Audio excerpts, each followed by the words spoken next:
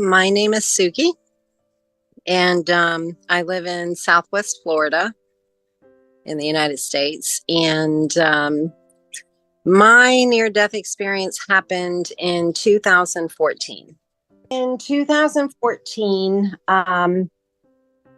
I was in addiction, and I had just started seeing a therapist.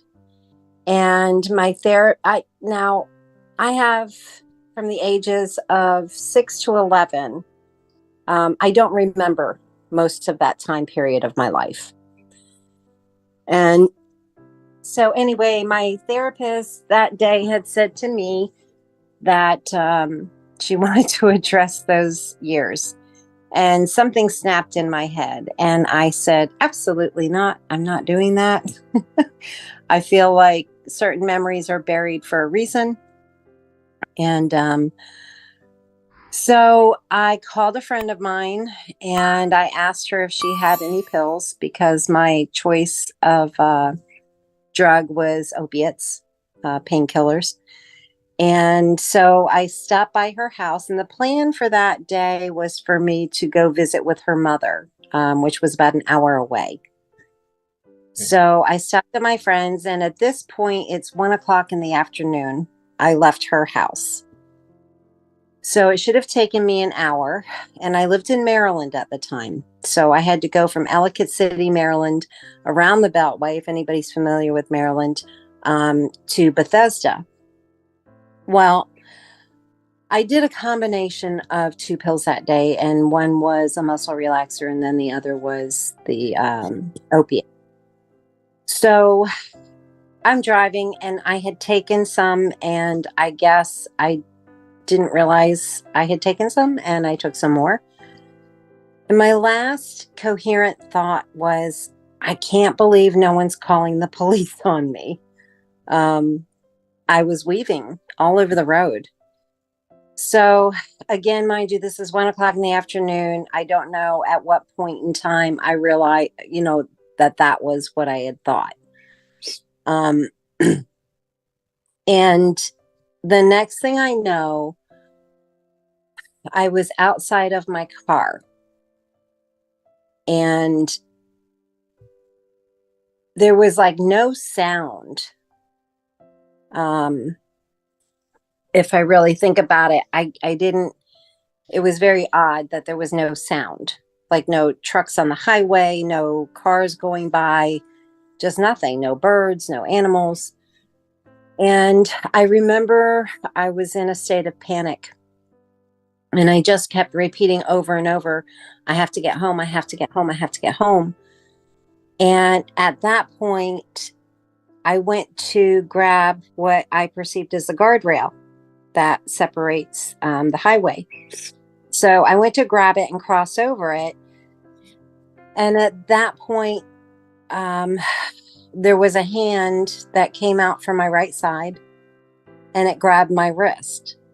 And it said to me, no, you need to come back to this side of the fence. Now, mind you, I just kept repeating over and over, I have to get home, I have to get home. So whoever this was said, no, you have to come back to this side of the fence. I thought fence was a really weird word to use.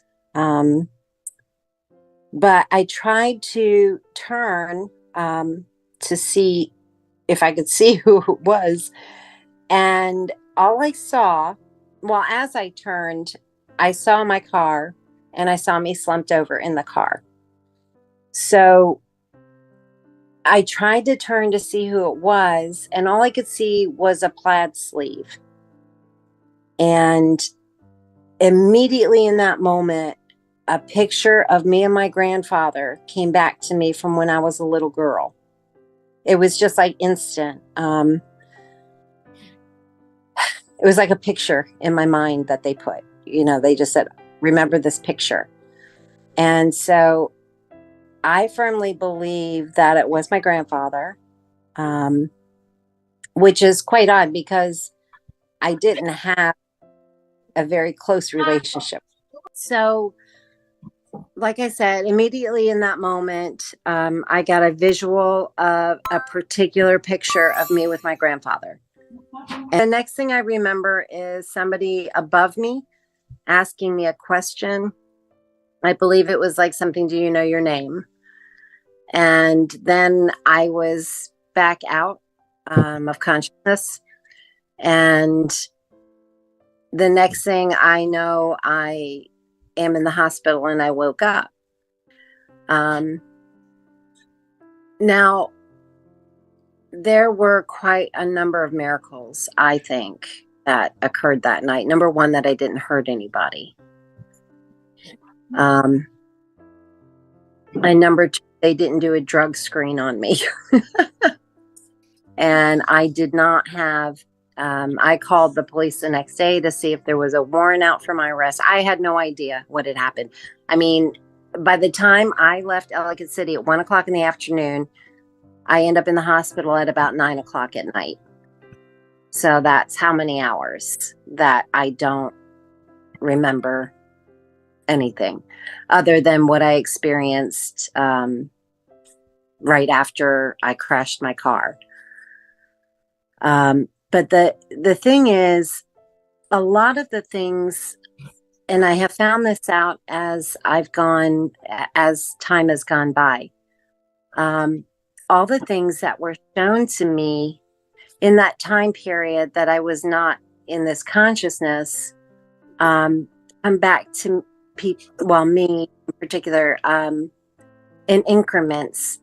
Just like we are here, we have memory. And every once in a while, it's something that I call a download of information. It's like all of a sudden I'll just get this information that comes in. So that was the NDE. But the information, like I said, I believe I got, and I still continue to get to this day. I've had interactions with what some people might call angels. I've had some very odd things happen to me after that, about 4 years after my near death. So this is in 2008, the beginning of 2018. I began to experience some things that I couldn't explain. And one was, well, a number of them were, I was seeing apparitions, ghosts. I was hearing them. After this happened, I had said to somebody, I was talking to them, and I said, I feel like I didn't come back as myself. And I don't know if that makes any kind of sense. Everything changed. My perspective on life changed. I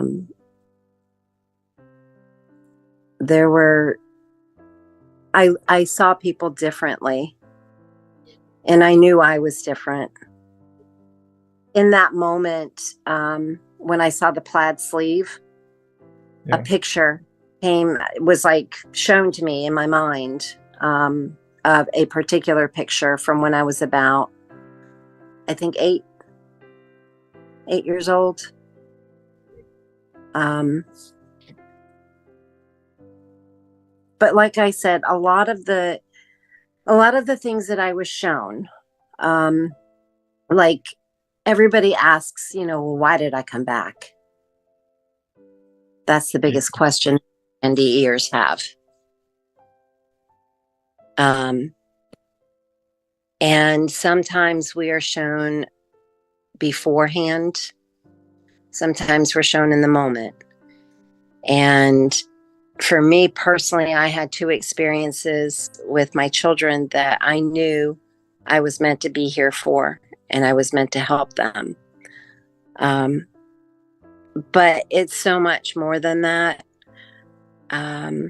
Like I said, 4 years after, I kind of came into what I call my awakening, and that was the beginning of my true spiritual awakening. Because prior to that, I wouldn't say atheist, but more agnostic. And I knew that there was something bigger than us. But with what I grew up with in the way of religion, and then I grew up in a cult, my perception of God was very, very skewed. And what I was taught about God was that he was a very angry, vengeful God. And I never quite understood that. And I just thought that can't be right.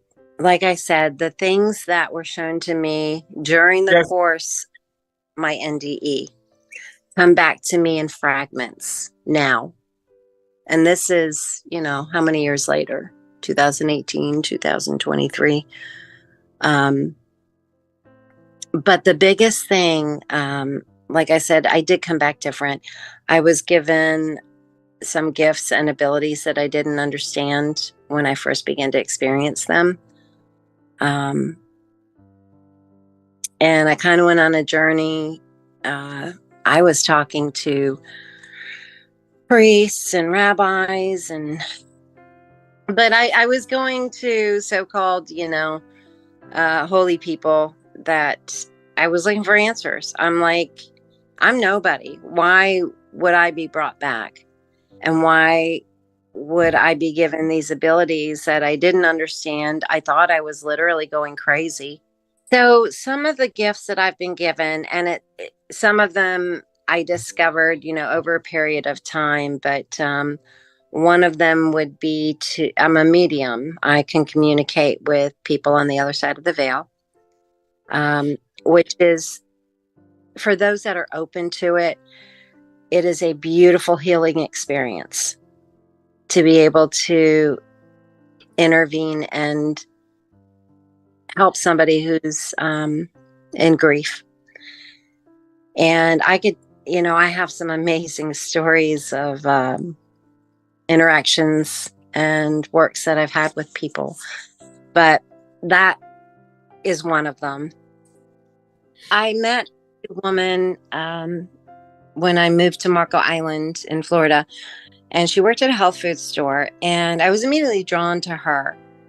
And we became friends. But what I didn't notice until a couple weeks into our friendship was that she had a scar from here down, right in the center of her chest. And I immediately got a vision, and I saw her happy, healthy, and whole and dancing. And I said to her, Chris, you're going to get your heart and you're going to be fine. So fast forward a year, and she calls me up on a Friday, and I knew she hadn't been doing well. And I had spoken to her prior, and I do Reiki energy work. And I had suggested to her that we do a Reiki session before she goes into the hospital. So I went over to her house, and during the course of the session, and what, for people to understand, and everybody does Reiki differently, but for me, I work with energy, and I help to push bad energy out, like toxins, emotional, spiritual, physical. And so I went in to do the session with her. And as I was working on her, I looked up and I saw her feet, and I saw this black goo. That's all I can call it, was this black glue. It looked like tar and oil. And I saw it coming out of her feet. And I said, wow, it's really working. So she calls me a couple days later, and she says to me, I had to grasp what I saw, because it kind of freaked me out. And I said, well, what did you see? And she said, black goo coming out of my hands and my feet. And I said, that's awesome that you saw it. And she was like, what was that? And I said, toxins. Like, just, you've been on medication your entire life, your emotional and spiritual, anything having to do with that, both you and I, it wasn't just me, we helped to get rid of your body to get you prepared for the surgery. So she calls me on a Friday, And she says, do you know why I'm calling? And I said, a heart came in and it wasn't good, was it? And she said, no. And she immediately said, I know a heart's coming tomorrow. I know I'm getting one tomorrow. And I didn't even think about it, but I just immediately said, no, you'll have your surgery on Tuesday. So Saturday came and went, no heart came in. Sunday came and went, no heart. Well, Monday morning, she calls me and says, do you know why I'm calling? And I said, because your heart came in. And I said, it's a young one, isn't it? And she goes, the girl was 25. And I said, good for you, Chris. So doctors have to get hold of the body, extract all the organs for, harvesting the organs for all the others. And she was brought into the OR at 11 p.m. Monday evening, and her surgery began after midnight Tuesday morning. So that's for her, and she was a believer in this, that people can tap into abilities, or I hate to say abilities, more energies of other people. And so like my hands, I discovered are like CAT scans and MRIs. I can actually go over somebody's body with my hands, and my hands will stop over any area in their body that has an issue. And I think what it is I actually resonate the disturbance at like a molecular level within their DNA. Or that's how it's been explained to me. But that was one. And then another one I have, my boyfriend had a roommate, and she had cancer at the time I met her. And my heart went out to her. She had lost her husband to cancer as well, and they were both in the military. They were in the Marines together. And so her husband had passed a number of years, and I didn't really know her very well. I had just met her, but we had some common things. I sew, she sews, and she needed some help.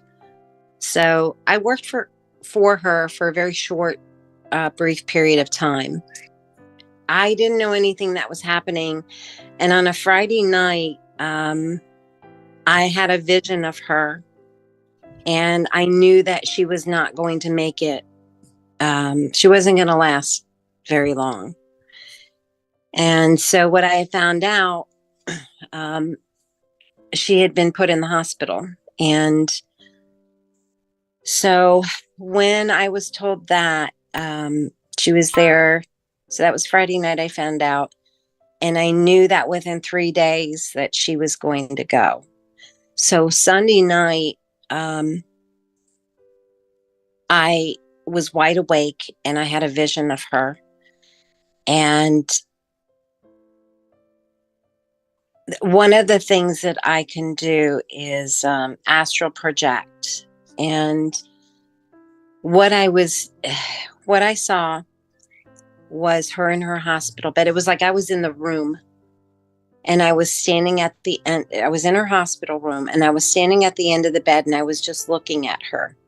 I wasn't saying anything. There was no emotion on my part. I was just looking at her. And then all of a sudden, it was like I zoomed back and I was remote viewing. And so I was no longer at the end of the bed. And then all of a sudden, I saw who appeared to be her husband standing on the side of her bed. And then he disappeared. And then in the next moment, I saw her standing at the end of the bed in her hospital gown, and she was just looking at her body.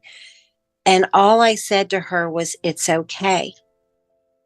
And I thought to myself, well, who am I to even be involved in any of this? And for me to say to her, "It's okay." Like I understood, but I didn't. And